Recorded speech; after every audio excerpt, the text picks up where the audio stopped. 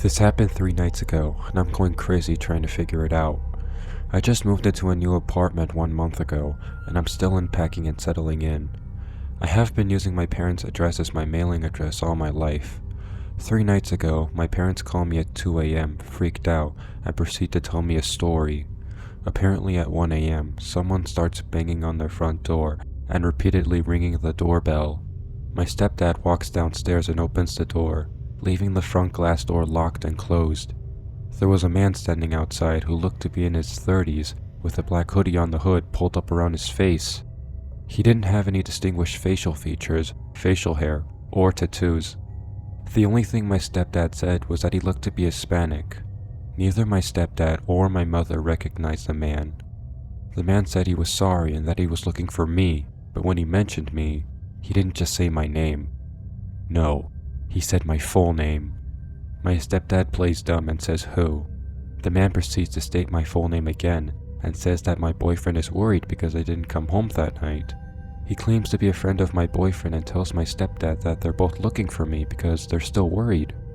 But the thing is, I don't have a boyfriend. I live by myself with my 3 dogs and have not been in a relationship in the past 5 to 6 months. Now here's the weird part.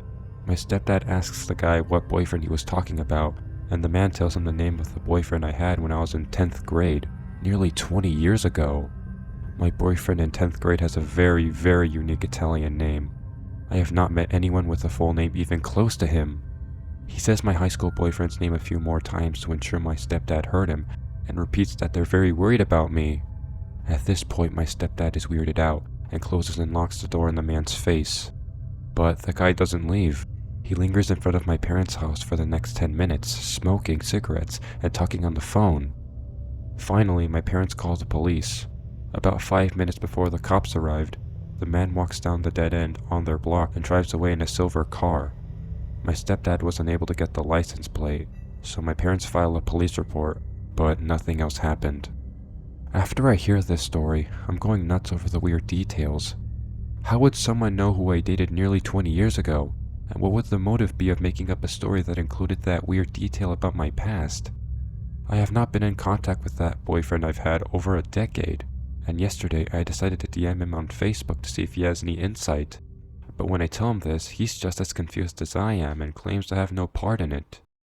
I'm at a loss, and I'm also really freaked out that some stranger knows about me.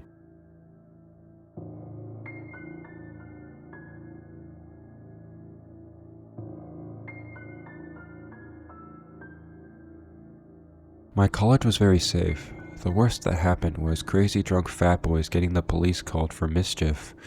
It was your typical campus fitted with those blue boxes where you can call for an emergency. Now, when I walked around campus, I'd often scroll through Reddit or Instagram.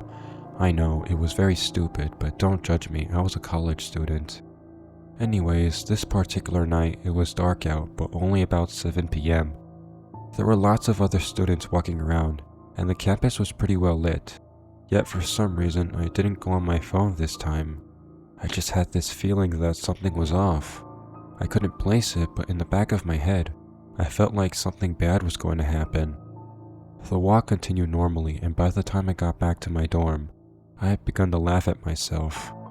Now these apartment-style dorms, you'd enter from the outside from a pathway.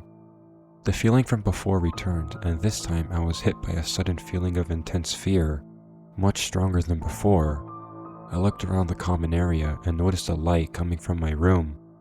Something told me not to investigate, and instead I muttered, "Oh, seriously, I forgot it," and went back outside. I felt a bit paranoid for the next few minutes, crouching down behind the window like a crazy person. I began to think I was just being weird when I heard footsteps. I slowly peeked into the window to see a man I did not know coming out of my room and getting himself a drink out of my stuff. He brought it back with him and disappeared again. I stayed there for what felt like forever, until an hour passed and I heard footsteps again. He was headed for the front door, and I bolted to the stairway. I climbed to the floor above and waited for a few minutes before returning. Sure enough, he was gone, and when I entered my dorm, I no longer had a bad feeling. I checked the place thoroughly and found nothing out of the ordinary. Until I laid down to go to bed a few hours later, I felt something weird under the covers. I jolted up and turned on the lights to find terrible things on my bed. I'm not sure what would have happened, but I'm fairly certain now that someone was trying to hurt me. I didn't recognize this man from class, but he was definitely about my age.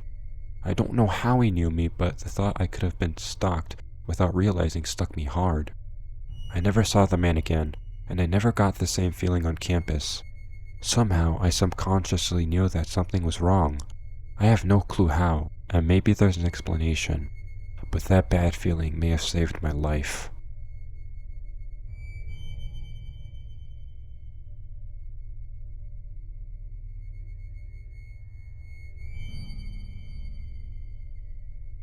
This story goes back to the year 2015. It was around 8 p.m. and it was summer, so at that time it was just getting dark. I live in a town where crime almost never happens. It's a very safe rural area with a few people. Here all the shops close early, so that night I went shopping around 7:40 and everything was quiet. But I didn't have enough money to pay, so I bought, and when I got home, I had to go out again to take the rest of the money I needed to pay to the store. I was listening to music. I had bought new headphones and was trying them out. I was walking 2 blocks from my house when a motorcycle with 2 men came out of nowhere.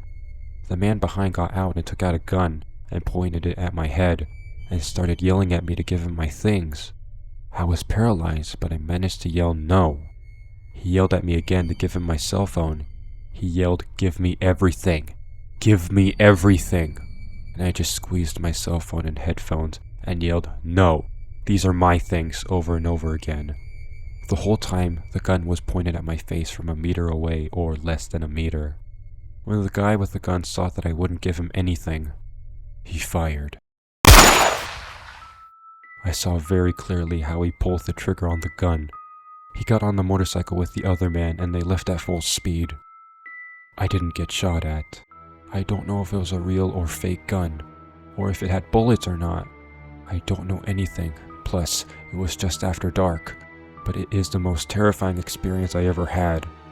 As soon as they left, I ran out and got to the store where I was going first. I arrived crying and shaking. It was hard for me to speak. I asked for help and they called my mom, who came to pick me up in a taxi because I didn't want to walk home even though it was 4 streets away. That was the first and last time I experienced a robbery attempt. It was the most stressful situation I've ever been through. I don't know how to describe the absolute panic I felt when I saw the barrel of a gun in front of my eyes, and all for a cheap cell phone and some headphones. God, they didn't give anything about my life. They put a gun to my face. I wish that no one has to go through this, much less children. I was lucky, but many are not, especially in the city to which my town belongs, where this is common currency.